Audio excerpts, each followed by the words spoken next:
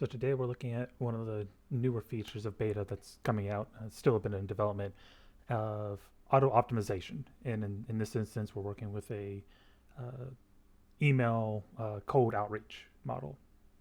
So it generates potential emails for sales, and it tries to optimize for different factors that increase the likelihood of response rates. And here's some sample data from some synthetic tests we ran. This isn't live data. Each number on the x-axis is the batch. So we describe the model to beta, and it tries to optimize over time the factors that lead to a higher response rate. And I just created a simple program that simulated being a user clicking on these emails and having a probabilistic likelihood of responding to an email given certain factors it picks out of the email. And what those factors aren't important. The idea is like demonstrating specifically once you have a model of a process, in this case, how do you generate emails, cold emails, of defining what the actions are that you can do to craft an email. And behind the scenes, what we're doing is beta is looking at how to, if what is the optimal way to generate an email, and if it can't directly deduce that, how does it define a machine learning model on the fly to improve that over time? And that's what you're seeing over the simulated data. So you see the cold email response rate is lower once this model gets started. It has no training data whatsoever, and then it's the training data is the response is the use of this model over time. So it's the batch rate. You can see it's learning what factors increase the response rate, and it's trying to use those factors in the future more often, and eventually hits some peak where it's identified the maximum factors that do this. Again, this is purely synthetic. This is not live data. This isn't actually the first one. I guess I forgot to do a video on this. We've done this before with tic-tac-toe. Now this was an older version, so this is actually using in development production version of our Beta AI. Still in development, though I'm moving that into production. This older version with tic-tac-toe we did with especially like forked version, and in this case, what we did was we told Beta to create an AI model or a machine learning model for tic-tac-toe. So we have an AI model, which is like, okay, how do I play tic-tac-toe optimally, but with no training data. And then the machine learning model is how to do that. And then the AI model says, hey, if I don't know how to solve this directly, like if I can't find the best move directly, then I'm going to use the machine learning, defer back to the machine learning model. And we see like over time, these are different batches. Each batch is, I think, 100 games of tic-tac-toe. Of an AI playing with itself, and then the first person has the machine learning model, the second player doesn't, and you can see the loss rate of player one actually goes down to zero. The win rate also increases, and this is between 0 and 100%, and obviously the even if it doesn't lose, the win rate isn't 100% because it's still tying. So it's not so much that it got better. Like it did get a little bit better at winning, but it got much better at not losing. So at least if it's going to lose it, it'll try to go for a tie. This one was a little bit contrived because we still had to actually have the underlying AI model called the machine learning model. Well, this is done under the hood with our newest version, where the machine learning model is provisioned on the fly directly by Beta itself. And the reason why this is so important is that the sales model is the factors that go into it were defined from a simulated language output. Now, I still had to, for the purpose of testing this, I'm breaking this down like through different stages. So I simulated the language output that generated a specific model. So Beta has an internal world model that's just global about all the information it has. And then what I'm doing is saying, okay, the user said this. From what they said, can you derive a machine learning model that solves the problem that they're trying to do on the fly without having any engineering input? And can you do this very fast? Because obviously this model is it's using simple naive Bayes. It's technically recursive naive Bayes through like multiple levels. In this case, I specifically made it recursively only one level, so it's actually not that complicated. Very simple statistical model, but it's very cheap to compute. So it doesn't require like any kind of fancy GPUs. It can be done like just behind the scenes on the fly.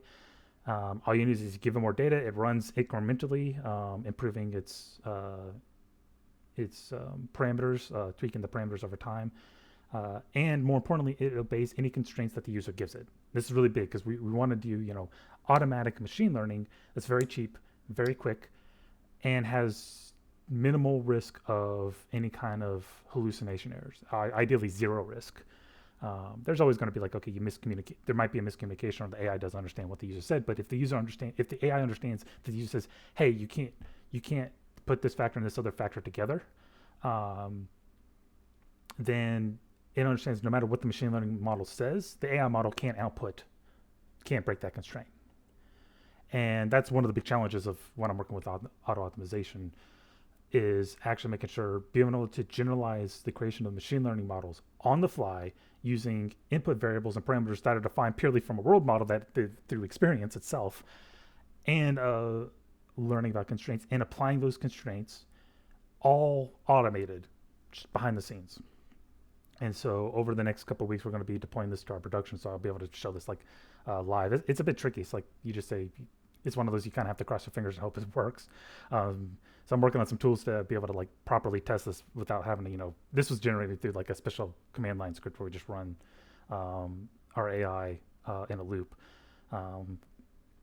But ideally, it's like, okay, you just describe a problem. Because the real big thing is, this is going to be sales model. We'll put this in, like, I'm coding this into a CRM.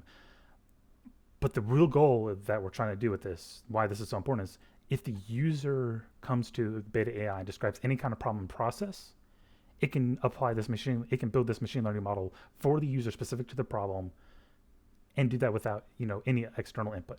It's just done automatically. And it can be trustworthy. That's, we talk about constraints. So if the user says, oh yeah, no, we can't, your optimization model told me to do, A and B, and that doesn't make any sense. You can't do that. You tell the language model that, the language model tells the world model that, the world model then says, okay, I understand how to do this going forward. So I'm going to apply that to machine learning, rerun, re-update the parameters, and make sure that I'm going to choose the best model output that still obeys the world model constraints. So in short, we're trying to get this to think like, okay, this is almost like a consultant you bring it on to solve some problem, to perform some task, and it's doing that and it's improving itself over time, and it's not breaking the rules I gave it that you can't do A, B, or C. But the really, really big thing I'm going through, and this is why I'm in this document, is we're also using like more pure, like the theoretical computer science side of this is defining actions and decisions on the fly on behalf of the AI as it's building up, redefining its action space to solve like a problem that the user is completely unaware of. And as it's building up these decisions, it's building up these these directives internally. That's the big thing that that I'm really interested in, saying, okay, can you apply this machine learning to this? Because for instance, you say, okay, you have this, you describe to the AI chess or checkers or some like complex problem. It doesn't have to be that. It can be like a big business problem. And the AI's like, I don't know where to start with this. But over time, what I can do is I can build up like some higher level understanding, higher level abstractions. So for instance, chess, the lowest level abstraction is move a piece, move pawn forward. A higher level abstraction is types of openings or gambits or like general low level strategies. And then you use higher levels of those to do that. What we're doing is we're building Baita AI to actually identify and understand those. And so instead of saying, okay, my actions are which piece do I need to move, and then figure out like a machine learning model that picks the best move, it takes a lot of training, a lot of compute. But if you say, oh, if my action space is choose an opening, well, now you have a much smaller search space to look for. And then within a given opening or given strategy, then you have a narrower search space, because what you have is a much more well-defined